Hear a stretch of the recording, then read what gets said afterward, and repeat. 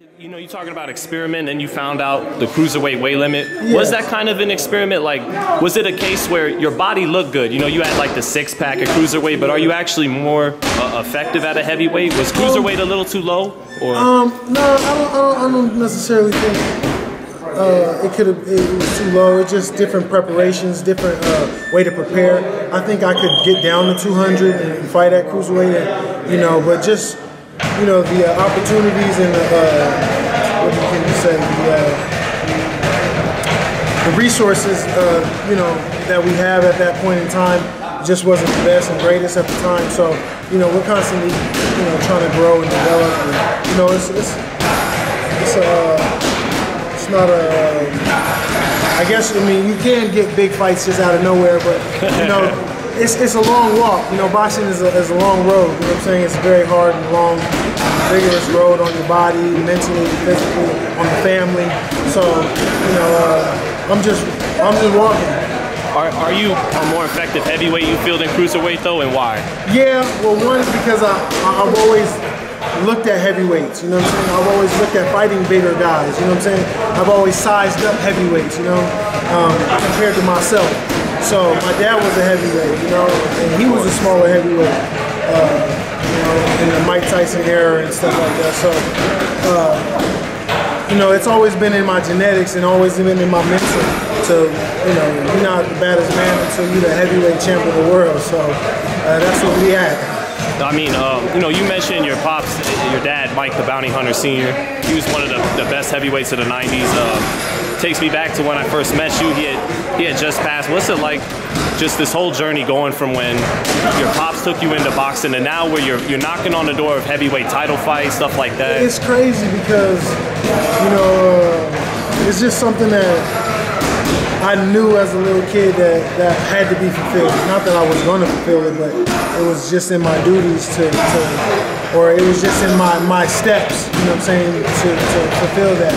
You know, my dad never got even a shot at the title, so for me to get this type of opportunity or even be talked about is a great thing for me and my family and, you know, me as a boxer, you know what I'm saying? So I'm excited about this whole process, the whole situation, and I cannot wait. So, but I am patiently waiting as much as I can, you know what I'm saying? I'm like a mange dog right now. I'm like a rabid dog just ready, you know, but still having to be patient and patient and patient. But they let me out, you know. And most of the time, the last few times I haven't been, the preparation hasn't been as best. You know, we've been dealing with what we have, you know what I'm saying? Which obviously I'm good at doing. So once we have optimal, you know, resources and everything is running totally smooth, you know, there's no sky is the limit. You know what I'm saying? You know, you're saying you're waiting, you know, like a dog out the cage. So, I mean, just from where I'm standing at, why not Michael Hunter for June 1st when you're an Olympian? You represent the United States in the Olympics. Joshua Hunter sounds good on a marquee. Yeah. You know. I don't know. You gotta ask me. You gotta tell me that. You know, why not? I feel the same way. I think there's a lot of, you know, naysayers, people that haven't heard of me as far as mainstream people, but anybody that's a real boxer that knows and been in this boxing business, even mostly the fighters, you know what I'm saying, they all know me, you know what I'm saying? I've been here and I'm not going nowhere, you know what I'm saying? I'm a hard one to deal with every time, you know what I'm saying? It's going to, like I said, I'm just competitive, and my competitive nature has always been like that.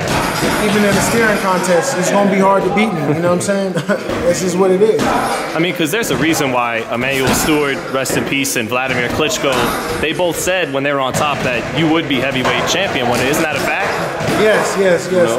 I've done many camps with Vladimir and Emanuel, rest in peace.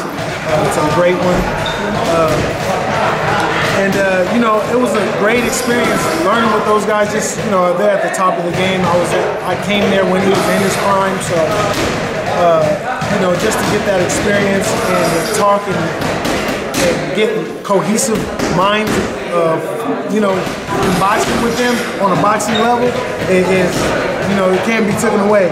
And still to this day, I think Emanuel Steward is like one of the greatest boxing, like to read boxing, like as a commentator, he is like he's in the ring, like he's actually fighting. Like he's a brilliant dude. So, you know, no telling what I got, the experience that I got from there. You know what I'm saying? I know what I've gotten from it, but other people cannot see that. You know what I'm saying? So it was a blessing. I hope all the things that what they said is, I know it's very accurate and it's going to come true. I just got to continue to keep pushing. It's coming.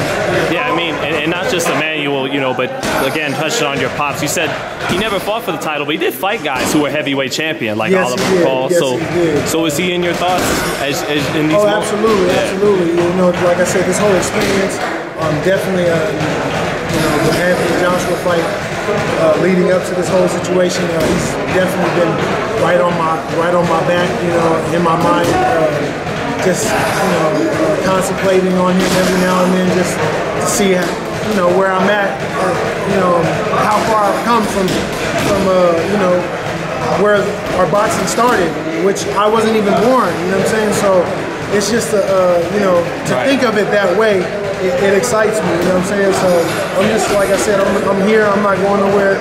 I'm going to continue to fulfill my mission, whether it's Anthony Joshua or anybody else.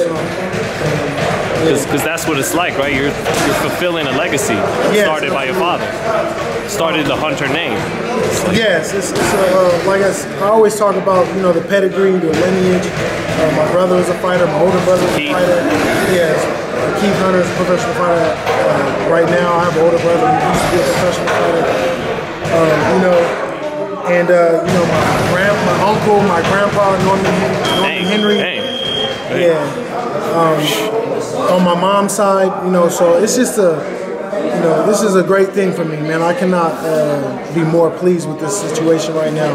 You know, the boxing industry is a difficult one to go through. You know, it's not really, it's what you negotiate, not what's fair. You know, a lot of the fans think that, oh, this is not fair, this is not fair, you know. But, you know, I don't make these rules, you know, you know, I've been in this, I've been playing this game as far as we can. So I'm just trying to do the best I can, you know what I'm saying? If they give me the opportunity, I'm jumping on it.